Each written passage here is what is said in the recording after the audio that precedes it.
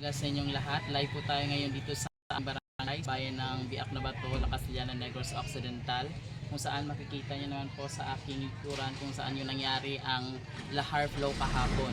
So bali kahapon po halos hindi po dumadaanan na area dahil sa kapal ng putik.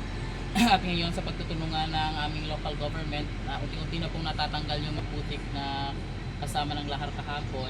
At sa sitwasyon po namin ngayon dito is hirap po kami makapagtrabaho tulad yung nakikita sa likod. Yan po ay ang aming munting tindahan.